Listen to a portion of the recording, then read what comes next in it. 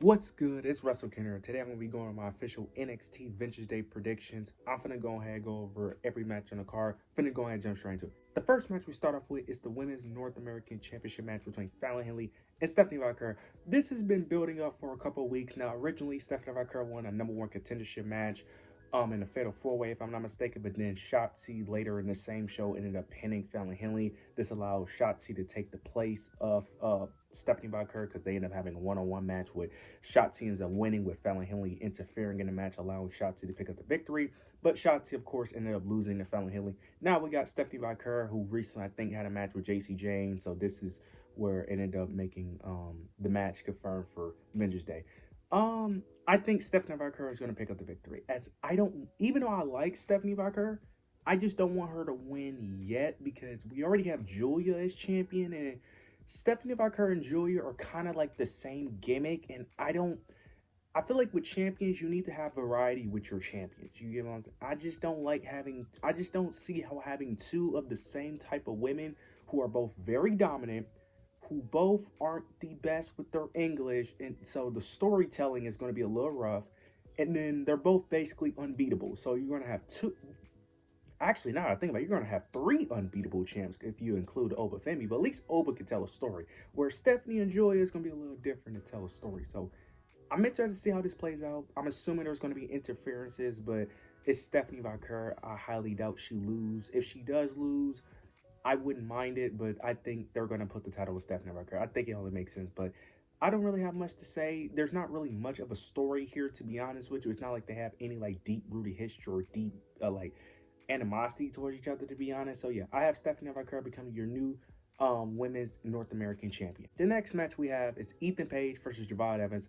This has been one of the more entertaining things on NXT as of late with Ethan Page. This started off with Ethan Page. Recently was cutting a promo about him losing his smile,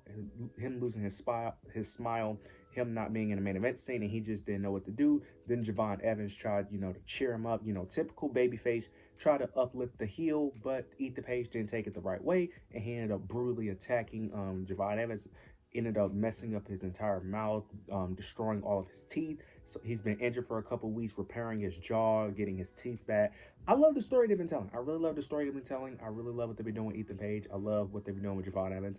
I think Javon Evans will pick up the victory here, even though I kind of feel like they should stretch this story out and have Ethan win. Something tells me they're just going to have Javon Evans win. I'm going to go with Javon Evans, even though I'm not that comfortable going with Javon Evans, even though I think they could stretch this feud a little bit more, have a couple more matches, do a best out of three series, but something tells me that they're just gonna have Javon Evans pick up the victory here.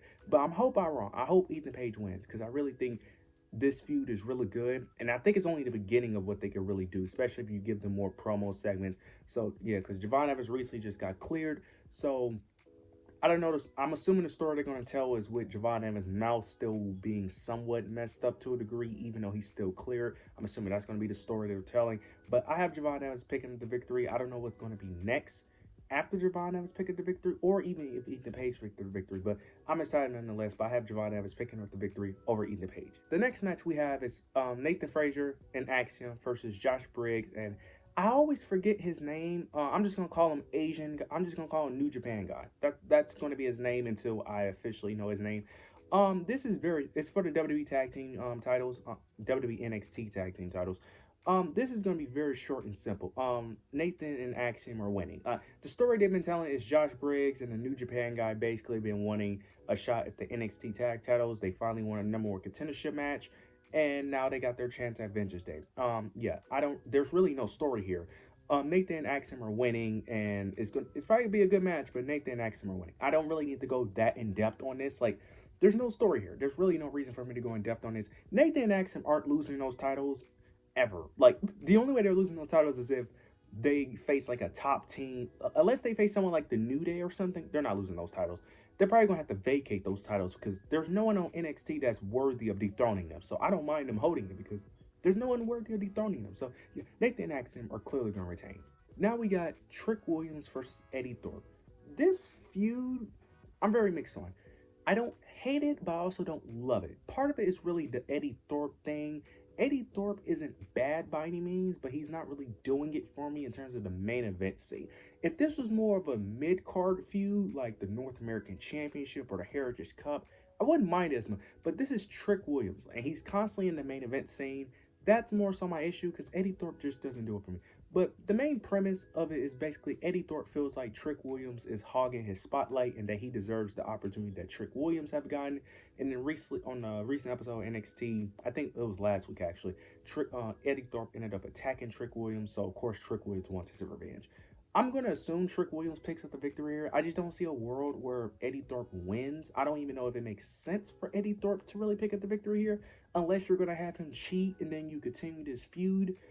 Maybe that's what they do, because I'm assuming the end goal is for Trick Williams and Obafemi to have that official one-on-one match. So maybe you want to drag this a bit until we get to Stand and Deliver for that one-on-one match. I'm assuming that may be the play. But I'm going to go with Trick Williams here. I just don't see a reason why Eddie Thorpe would really need to pick up the victory. Because this storyline isn't... It's not like Ethan Page or Javon Evans where the story is that deep where it would make sense to drag it. This is one of those stories where it just doesn't make sense to drag it, in my opinion. But I could be wrong, but I have Trick Williams winning. I don't really have much of an in-depth analysis of this feud, to be honest. I kind of just want this feud to end, but at the same time, there's nothing else for Trick Williams to really do. There's no one really for him to feud with, to be honest. So, yeah.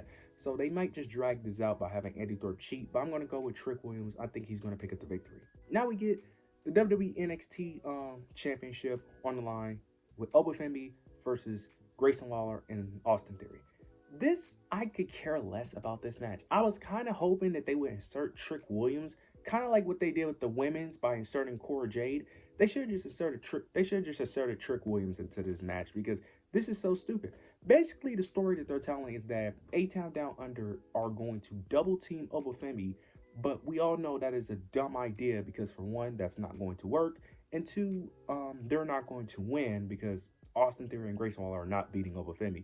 But three, only one person can win, so even if you do jump him, you're going to have to fight each other anyway. So this whole storyline is just very stupid. It doesn't make sense. Look, this is one of the flaws I've been saying with Obafemi is that the same issues that a lot of people have with Trick Williams with quote-unquote not having credible opponents and his title reign being boring, you're going to have the same issue with Obafemi because outside of Trick Williams and Eddie Thorpe, I guess, there's no one for him to fight. Like, you're going to have to bring up main roster talent, and this is where we're at. Even though Obafemi deserves to be NXT champion, this is one of the issues when you don't build your men's division and when you only build... Now, to be fair, it's not entirely Shawn Michaels' fault for his men's division being so weak, but at the same time it is because it's been a while since Carmelo, Braun Breaker, and all of them been off the main roster, and you still haven't built any credible people outside of maybe Javon Evans. Yeah, and Ethan Page. Yeah, like this is one of the issues. Even though I'm enjoying Obafemi, but this is one of the problems that I don't understand why people didn't expect this. But yeah, this is going to be an easy victory for Obafemi. They're going to play the story of him getting double teamed. They may end up doing some teases with Grayson Waller and Austin Theory. I hope not, because I'm kind of over it. I really don't care for them.